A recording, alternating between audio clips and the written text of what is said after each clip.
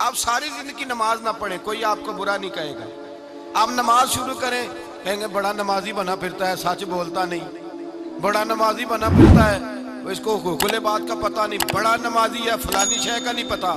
تو میں نے کہا بھائی تو نماز کو سائیڈ پہ ہی رہنے دے، نماز کو آپ یقین کریں یہاں تک لوگ تانا دیتے ہیں، انسان گاڑی چلا رہا ہے، موٹر سائیکل چلا رہا ہے، کئی دفعہ ایسے بھی ہوتا ہے، ایک بچہ مجھے کہنے لگا حضرت جی میں نے داڑھی رکھی ہوئی ہے تو میرے سے موٹر سائیکل کی بریک نہیں لگی۔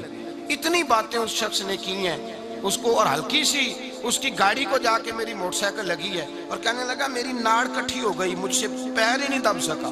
بڑی کوشش کی، میں نے اس کو کہا بھی یار میں غلطی سے نہیں ایسا کیا، مجبور ہو گیا تھا، پیر ہی نہیں دب رہا تھا اور مجھے تکلیف ہے اکثر، تو داڑھی رکھی ہوئی ہے یہ پتہ ہی نہیں، تو نے داڑھی رکھی ہوئی ہے۔ کہنے لگے صاحب میں چھوٹی نہ کرا دوں؟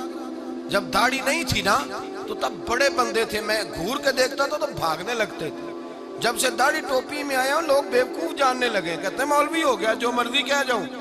تو میں نے کہا تو بڑا نصیبوں والا ہے، تجھے جو تانا مل رہا ہے وہ مصطفیٰ کے نام پہ مل رہا ہے، تو بڑے نصیب والا ہے، تو چھوڑ اس بات کو، داڑھی رکھی ہوئی ہے تو یہ بھائی داڑھی ایک الگ بات ہے، غلطی ہو جانا ایک علیحدہ بات ہے۔ لوگ تانا دیتے ہیں، فوری طور پر تانا دیتے ہیں، فوراً آگے کہتے ہیں وہ فلاں آدمی اس طرح بھی کرتا ہے۔ وہ بھائی ملامت جب تیری ہوتی ہے، جب تجھے کوئی برا کہتا ہے، جب تیرے بارے میں لوگ اس طرح کے نظریات رکھتے ہیں تو اس کا مطلب، اور پھر ایک اور بڑی خوبصورت بات، حضرت غوث پاک جیلانی، حضرت اللہ اکبر، آپ فرماتے ہیں میرا قدم لگے تو اللہ لوگوں کو ولایت عطا فرماتا ہے۔ پاک جیلانی حضرت غوث پاک رضی اللہ تعالی عنہ، آپ الفتح الربانی میں لکھتے ہیں، آپ فرماتے ہیں یہ حدیث قدسی ہے، اللہ کا فرمان ہے۔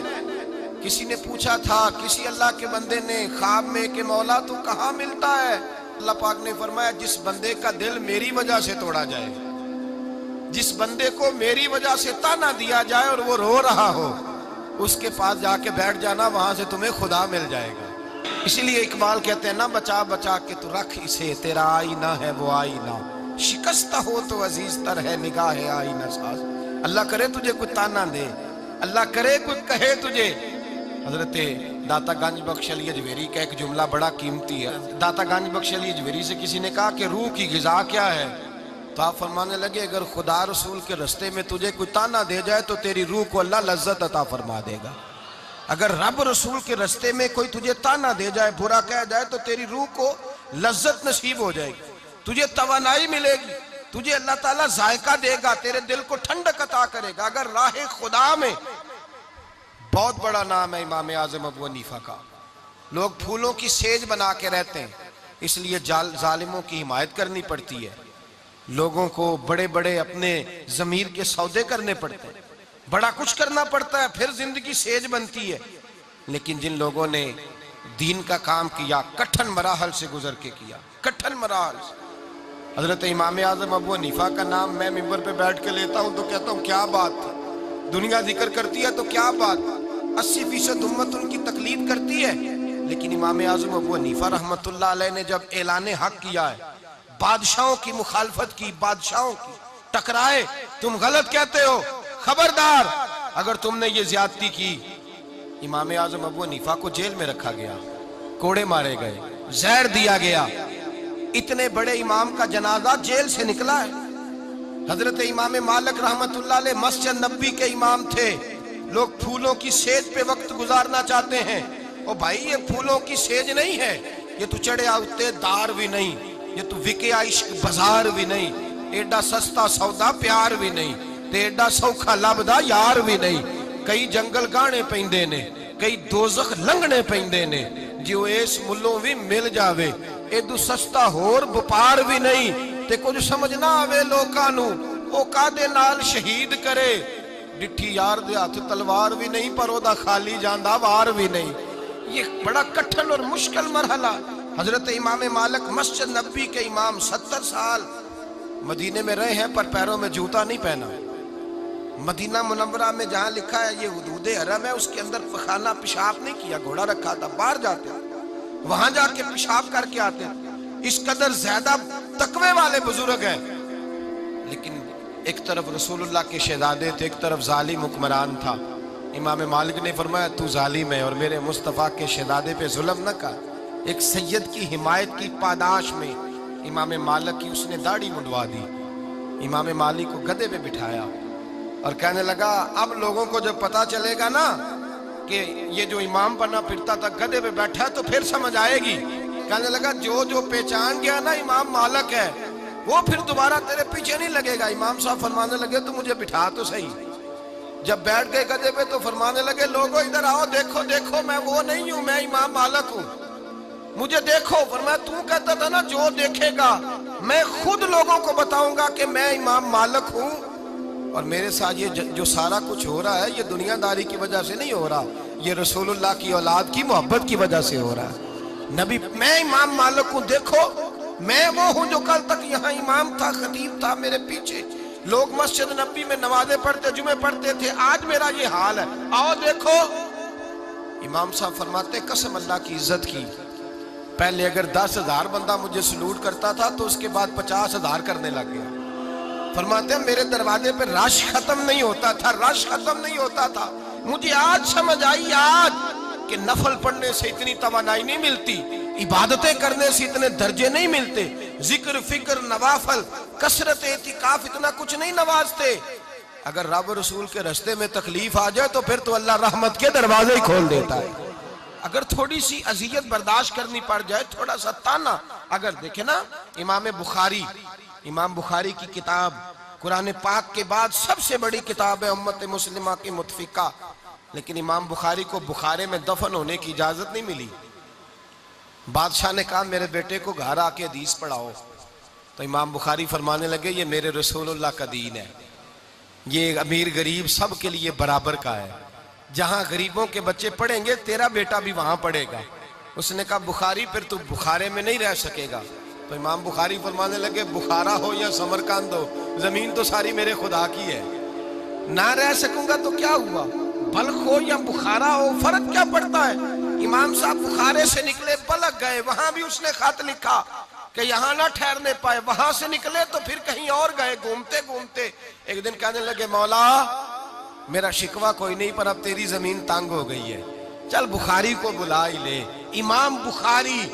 امام بخاری جن کا اتنا ذکر ہوتا ہے، امام بخاری نے دعا مانگی تو اللہ تبارک و تعالیٰ نے انہیں کامل ایمان کی موت عطا فرمائی، وہ رسول اللہ کی حدیثیں پڑھتے ہوئے دنیا سے گئے۔ بھائی یہ مشکل مرحلہ ہے، مشکل تانے دینا، تنقید کرنا، ایک منٹ میں کسی کو پتہ ہی نہیں ہوتا کہ سامنے والا کتنی مشکل سے ترویج کر رہا ہے، لیکن لوگ ہیں کہ 2 جملے بولتے ہیں، لوگ ہیں کہ 2 باتیں کرتے ہیں۔ بھائی تو آگے آ کے دیکھ تو صحیح، تو غور تو کر، تو پلٹ تو صحیح، آ کے دیکھ تو صحیح، کچھ تو مجبوریاں رہی ہوں گی، یوں ہی کوئی بے وفا نہیں ہوتا، ذرا تجھے دیکھنا تو چاہیے نا، آگے تو بڑھنا چاہیے۔ تو تانا دے رہا ہے، تو تنقید کر رہا ہے، تو نے سوچا ہی نہیں۔ لیکن اگر کسی کو راہ دین میں تنقید کا سامنا کرنا پڑے، آزمائش اسے اٹھانی پڑے، اس کے لیے نعمت ہے۔ زندگی میں ہم نے برادری کے نام پر تانے کھائے، زندگی میں ہم نے علاقے اور قبیلے کے نام پر تانے کھائے، دعا کریں دین کے نام پر بھی اللہ تعالیٰ نصیب فرمائے۔ اللہ یہ نصیبوں والے، ذالک فضل اللہ یؤتیہ من یشاء، تو نصیب والے لوگوں کو میسر ہوتا ہے۔ میرے حبیب پاک سید عالم صلی اللہ تعالیٰ علیہ وآلہ وسلم کے سارے خاندان نے تانے کھائے، کیا حضرت عائشہ صدیقہ پہ الزام نہیں لگا؟ کیا حضرت عثمان غنی کو مظلومانہ شہید نہیں کیا گیا؟ کیا حضرت ابو بکر صدیق کو لوگوں نے پتھر نہیں مارے؟ اور امام حسین رضی اللہ تعالیٰ عنہ جو اپنے علی اکبر جوان بیٹے سے لے کر جناب علی اصغر تک 6 مہینہ کا بچہ بھی دے آئے، آج تک لوگ یہ بدتمیزی نہیں کرتے کہ حسین تاج کے لیے گئے تھے؟ آج تک یہ تماشا نہیں لگتا کہ حکومت کی جنگ تھی؟ آج تک لوگ میرے رسول اللہ کے خاندان پر تنقید نہیں کرتے؟ میرے بھائی جتنی تنقید ہوتی جاتی ہے رب کریم اتنے درجے بلند فرماتا جاتا ہے، اتنی اللہ شانوں میں اضافہ کرتا چلا جاتا ہے، اتنے اللہ تبارک و تعالیٰ مراتب بلند کرتا جاتا ہے۔ یہ تو آج ہے نا صوفیہ کرام، پیر صاحب تو اللہ خیر کرے، شاپر پکڑنا تو دور کی بات ہے، اپنا جوتا نہیں کبھی پکڑ کے پہنتے، اب تو پیری بڑی آسان اور بڑی سستی چیز کا نام رہ گیا ہے۔ حضرت خواجہ معین الدین اجمیری رحمت اللہ علیہ کو کئی دفعہ پتھر کھانے پڑے، کئی دفعہ اپنوں اور بیگانوں نے کئی دفعہ خواجہ قطب الدین بختیار کاکی پہ الزام نہیں لگا دیا؟ عورت آگے کہنے نہیں لگی میرے پیٹ میں جو ناجائز بچہ ہے وہ بختیار کاکی کا ہے۔ کیا کیا ظلم ہے، کیا کیا زیادتی ہے جو ان اہل اللہ کے ساتھ نہیں ہوا۔ انہوں نے دل کھول کے، سینہ کھول کے تانے برداشت کیے، رسول کائنات سید عالم صلی اللہ علیہ وسلم کی سنت سمجھ کر ان لوگوں نے ان تکلیفوں کو، آزمائشوں کو برداشت کیا۔ ہم کہتے ہیں جناب لوگ کیا کہیں گے؟ اگر میں آج کہہ دوں گا نا کہ بچے کی شادی پہ شور شرابہ نہیں کرنا تو لوگ کیا کہیں گے؟ آج اگر میں نماز میں آؤں گا تو لوگ کیا کہیں گے؟ داڑھی رکھوں گا تو لوگ کیا، چھوڑ لوگ کیا کہتے ہیں۔ تو سارا لوگوں کے ساتھ مکمل طور پر تعاون کر کے بھی دیکھ، پھر بھی لوگ تیرے حق میں نہیں بول سکتے، وہ مخالف ہی بولیں گے۔ تو بھائی یاد رکھیں میرے رسول کریم سید عالم صلی اللہ علیہ وسلم پر 3-4 دن وحی نہیں آئی۔ حضور کی طبیعت مبارک قلیل تھی، 3-4 دن وحی نہیں آئی۔ ام جمیل ابو لہب کی بیوی تھی، اس نے شور کرنا شروع کر دیا پورے مکے میں، کہنے لگی معاذ اللہ محمد ابن عبداللہ صلی اللہ علیہ وسلم کا رب انہیں چھوڑ گیا ہے، چھوڑ گیا۔ اس نے تو یہ بات اپنے لب و لہجے میں کہی نا، حضور پریشان ہوئے کہ میرا رب بھی کبھی مجھے چھوڑ سکتا ہے، یہ بھی ہو سکتا ہے۔ لیکن اس نے جب یہ بات کہی تو دیکھیں اللہ نے کیا اعزاز دیا، فرمایا وَالضُّحَىٰ وَاللَّيْلِ إِذَا سَجَىٰ مَا وَدَّعَكَ رَبُّكَ وَمَا قَلَىٰ، کہا محبوب نہ تیرے رب نے تجھے چھوڑا ہے نہ تیرا رب کبھی تجھے چھوڑے گا۔ یہ کیسے ہو سکتا ہے؟ اور پھر لفظ کتنے خوبصورت، فرمایا وَالضُّحَىٰ مجھے تیرے چمکتے چہرے کی قسم ہو، وَاللَّيْلِ إِذَا سَجَىٰ تیری کالی زلفوں کی جب چہرے کے گرد چھا جاتی ہیں۔ گویا رب فرماتا ہے حبیب تھوڑے وقفے سے بات کرنا تو اور بات ہے، میں تو تیرا مکھڑا بھی دیکھتا رہتا ہوں۔ فَإِنَّكَ بِأَعْيُنِنَا تو میری نظر میں رہتا ہے۔ تو بھائی وہ کیا کہہ رہے ہیں لوگ، کس رنگ میں تانا دے رہے ہیں، کس انداز میں بات ہوتی ہے۔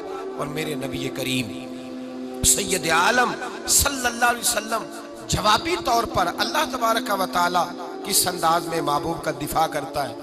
دیکھیے سید عالم نور مجسم صلی اللہ تعالی علیہ وآلہ وسلم کو کہنے لگے قریش، کہنے لگے کچھ ایسی سخت باتیں لوگ کرتے ہیں، آج بھی کرتے ہیں، آج بھی کرتے ہیں۔ حضرت سلطان بہو رحمت اللہ تعالی علیہ بس جا رہی تھی تو بس الٹ گئی، کچھ لوگ فوت ہو گئے، کچھ زخمی ہو گئے، تو مسجدوں میں جمعے شروع ہو گئے۔ کہنے لگے لو بابا اگر مشکل کشا تھا تو اس نے بچایا کیوں نہیں؟ بابا مشکل کشا تھا تو اس نے، ہوتے ہیں نا یہ باتیں۔ تو سنی کہتا ہے میں پوچھ کے بتاؤں گا حضرت صاحب سے، کوئی جواب نہیں آتا اسے، حالانکہ اگر اس کی سیاسی جماعت پر اعتراض ہوتا تو اسے فوراً جواب آنا تھا۔ کہنے لگے لو جی بچایا کیوں نہیں؟ خطبے ہونے لگے، مشترکہ خطبہ سارے اسی موضوع پہ، بابا مشکل کشا تھا تو بچایا کیوں نہیں؟ میں اس حج میں شریک تھا جس حج میں کئی ہزار بندے منا میں شہید ہو گئے، تو میں نے وہاں کھڑے ہو کے ایک شخص سے کہا، میں نے کہا ادھر آنا، یہاں اللہ کے گھر آئے ہوئے تھے تو 4000 بندہ فوت ہو گیا، اس نے بچایا کیوں نہیں؟ کیوں نہیں بچایا؟ کرین گر گئی تو 150-200 بندہ حرم شریف کے عین خانہ کعبہ کے ساتھ انتقال کر گیا، خدا کے گھر گئے تھے حج کرنے، احرام باندھے تھے، طواف کرے، بچایا کیوں نہیں؟